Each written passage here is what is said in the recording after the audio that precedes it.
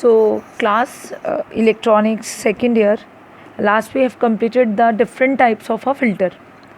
Okay, so today we are going to be discuss the analysis of low pass filter, in which I told you that in this section I will discuss about the K type, yeah, you can say prototype filter, right?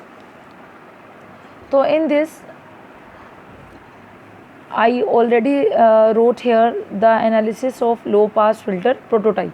ठीक है, so prototype low pass filter is designed like this. If I talked about the high pass filter, then high pass filter, this component would be changed. This would be like this. So it would be the no much more change in this. So this is your today in this section I am telling you about the low pass filter. So this is the Z1, this one, this is a Z1 and that is a Z2. तो Z1 is equal to total कितनी होगी series में L/2 plus L/2, that is a L. ठीक है, तो Z1 क्योंकि ये क्या है आपके रिएक्टिव एलिमेंट्स हैं, तो Z1 is equal to impedance क्या रहेगी, Z1 इक्वल टू j⍵L और Z2 क्या रहेगी, Z2 is equal to 1/jωc. और हमें बिल्कुल मैंने आपको बताया था बेसिक कि प्रोटोटाइप फिल्टर आपका वो होता है जिसकी डिज़ाइन इम्पीडेंस जो है वो कंपोनेंट की इम्पीडेंस के बराबर रहती है. That means Z1 Z2 is equal to R0 का square. Now put the Z1 Z2 value over here, then you will get it this is known as R0. This is known as a design impedance. Getting my point? This is a design impedance. तो ये आपकी हो गई, ये आपकी general इसके अंदर term है, इसे कहते हैं प्रोटोटाइप. ठीक है, तो आपका Z1 की वैल्यू रखी है आपने, Z2 की वैल्यू रखी है R0 square, R0 is equals to L/C, right. तो ये आपकी हो गई R0 is equals to under root of L/C. अब यहाँ से मैं जो आपको रिजल्ट बता रही हूँ ज़रा वो सुनिएगा. आपको पता है कि R जो है एक वो रियल क्वांटिटी है. ठीक है, रियल क्वांटिटी क्यों, क्योंकि Z बराबर होता है आपका R प्लस JX. ठीक है, ये रियल है, that is real and that is imaginary, this one. ठीक है, तो अब यहाँ पे जो वैल्यू आपकी आई है, अब आपको ये पता लग गया है कि जो R है ये R0 है, जो मैंने कल भी बताया था, ये आपकी डिज़ाइन इम्पीडेंस है. ठीक है, और आपका अगर आपके डिज़ाइन इम्पीडेंस के स्क्वायर के बराबर आपकी Z1 Z2 आपकी जो फिल्टर्स की जो कंपोनेंट्स की जो वैल्यू उसकी इक्वल आ जाती है, तो ये क्या हो जाती है आपकी प्रोटोटाइप फिल्टर. अब यहाँ पे जो R0 की डिज़ाइन इम्पीडेंस की वैल्यू है वो आई है अंडर रूट L/C. ठीक है, तो हमें ये पता लग गया कि Z1 और Z2 जो है इनका जो प्रोडक्ट होगा, Z1 और Z2 का जो प्रोडक्ट होगा वो इस कांस्टेंट क्वांटिटी के क्या है, रेजिस्टेंस के स्क्वायर के इक्वल है. तो ये तो पहले से फिक्स है, तो इसके इक्वल है. इन दोनों का प्रोडक्ट अगर इन दोनों के इक्वल है तो इस केस में हम ये कह सकते हैं कि आपका फ्रिक्वेंसी का Z1 Z2 पर भी क्योंकि कांस्टेंट है, दैट मीन्स Z1 और Z2 इसके बराबर है, कांस्टेंट के बराबर, दैट मीन्स Z1 Z2 पर फ्रिक्वेंसी के चेंज होने का कोई इफेक्ट नहीं पड़ेगा, just because of this. Okay, तो यहाँ पे जो मैंने रिजल्ट निकाला है वो निकाला है R0 equal to under root L/C. अब आप चाहे, मैं ये T सेक्शन को लेके समझा रही हूँ आपको, जिसके 4 पैरामीटर्स हमें निकालने. एक तो निकालना है आपको कैरेक्टरिस्टिक्स इम्पीडेंस Z0. ठीक है, 3 चीज़ें निकालने, सॉरी.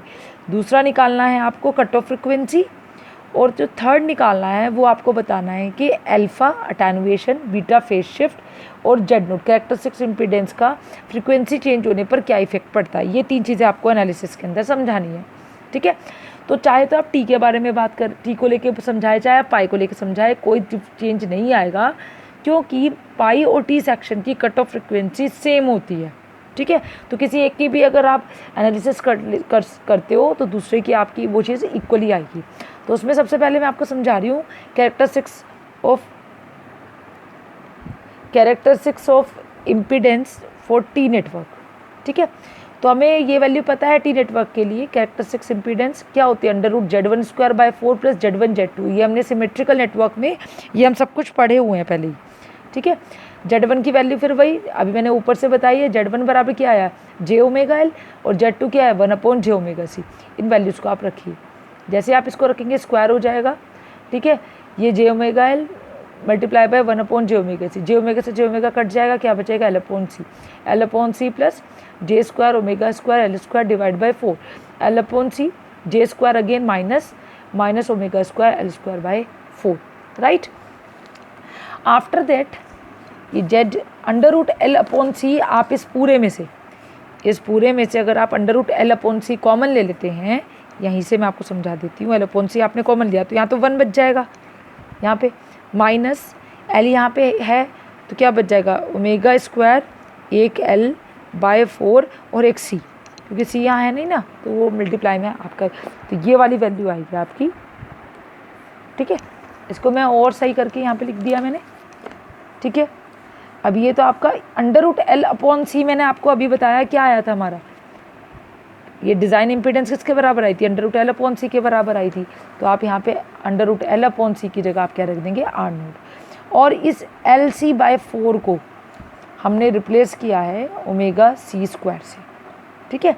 किससे रिप्लेस किया ओमेगा सी स्क्वायर क्या है 4/Lc, ठीक है।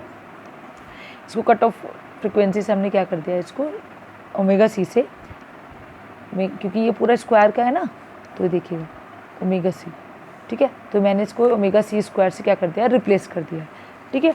अब देखिएगा ज़रा, अब अगर मैं यही चीज़ 4 पाई नेटवर्क के लिए करूँ, ठीक है, पाई नेटवर्क के लिए, तो जैसे मैंने यहाँ पे कहा था Z1 Z2 is equal to R², ठीक है। तो Z1 मैं ले लूँ पाई नेटवर्क और ये ले लूँ मैं T नेटवर्क, ठीक है, और इक्वल टू R², तो ये वाली वैल्यू R02, सॉरी, तो ये वाली वैल्यू यही वाली बन जाएगी। टी का आप ऑलरेडी निकाल चुके हैं, पाई को रखा रहने दिए R02 डिवाइड बाय ये वाला जो टी है वो इधर आ जाएगा। टी की वैल्यू आपने अभी निकाली है R0 √1 minus omega square omega C square, ठीक है। तो ये वाली value R0 √1 minus omega square divide by omega C square, R0 से R0 कैंसिल हो जाएगा, तो क्या बचेगा Z2 pi is equal to R0 √1 minus omega square divide by omega C square, ठीक है।